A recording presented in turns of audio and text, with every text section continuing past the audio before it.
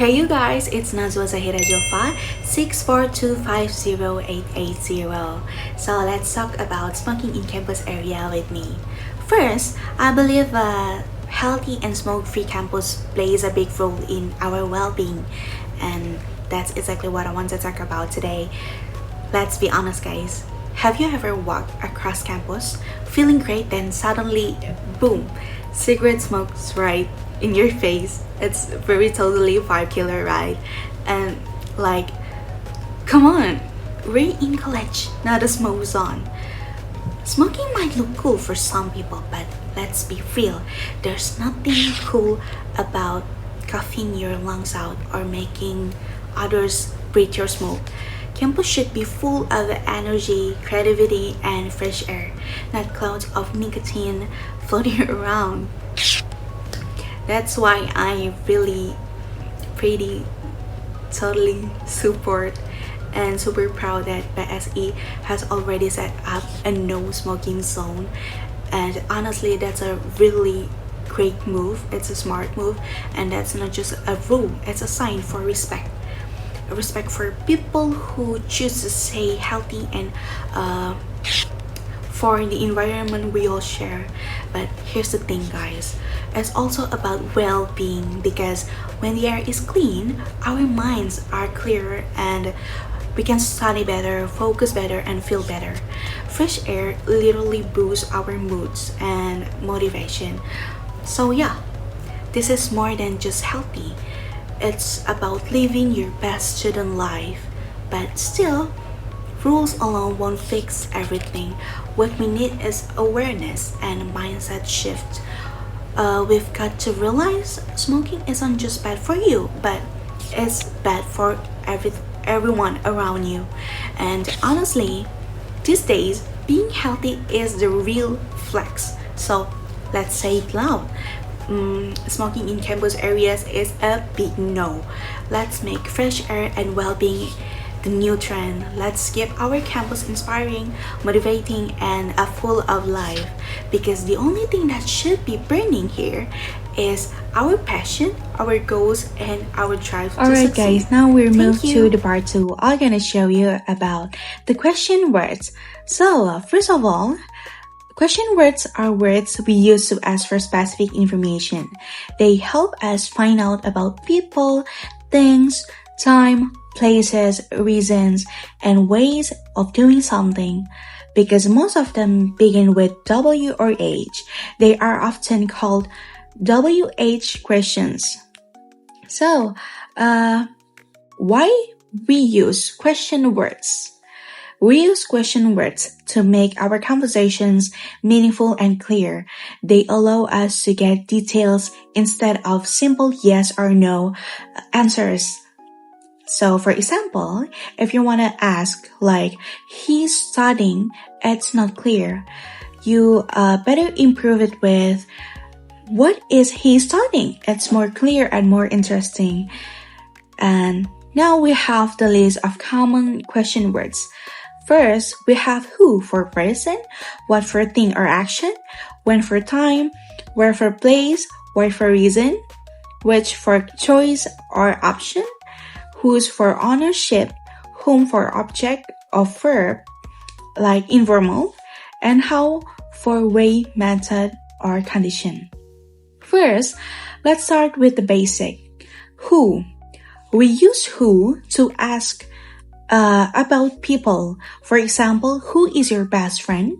Who called you yesterday? And remember, who always refers to a person. If you want to know about someone, and then use who. Next is what. We use what to ask about things, actions, or ideas. Like for example, what are you doing? What is your favorite movie? Use what when you want general information about something. Now let's move to when. When is used to ask about time. For example, when is your birthday? When did the class start? So, whenever you talk about time, use when. Next, we have where.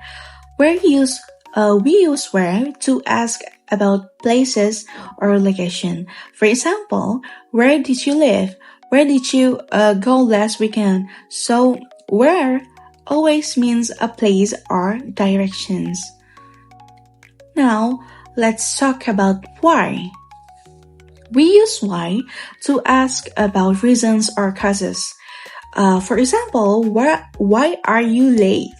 Why do you study English? It helps us understand the reason behind something.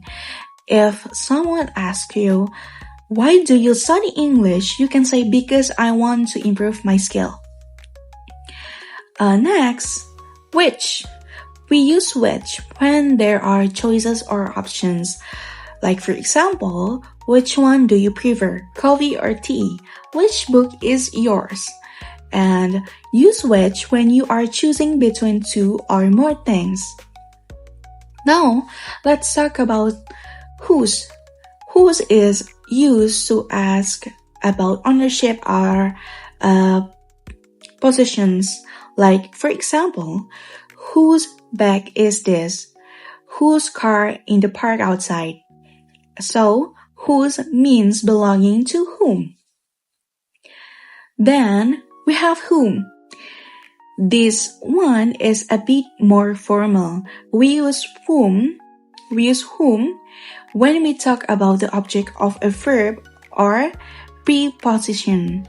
For example, whom did you meet? To whom should I send this email? But don't worry, in everyday English, people often just say who instead of whom. Now, the last one we have most flexible words. It's how. So, how means in one way or by what method. For example, how are you today? How did you cook this meal? How can also combine with other words for special meanings like how much, how many, how often, how far, and how long. Each of these changes the meaning of the question. Now, let's talk about the structure of WH questions. For the formula is question word plus auxiliary verb plus subject and plus main verb. For example, what are you doing? What did she go? What is he said? And don't forget to use the correct tense after the auxiliary verb. There are some common mistakes. Some common mistakes students often make, like they say, where you are going. Nah, that's wrong. The correct way is, where are you going? Or sometimes they say like, how many money do you have? It should be, how much money do you have? Let's look at a short example of a conversation. Who is that woman? He is my English teacher. Where does he work? Or does she work? At BSE University. See, using different question words helps us make our conversation clear and natural. Like so, you can see this is summarized. Don't forget, if who is for people, what, things, when for time, when for time, where for place, why for reason, which for choice, whose for ownership, whom for formal object, and how for way or method. If you master this, your English will sound more clear, confident, and natural. So keep practicing every day and ask your friend, your teachers, or even yourself in front of a mirror. And thank you for watching and see you in the next time. Bye!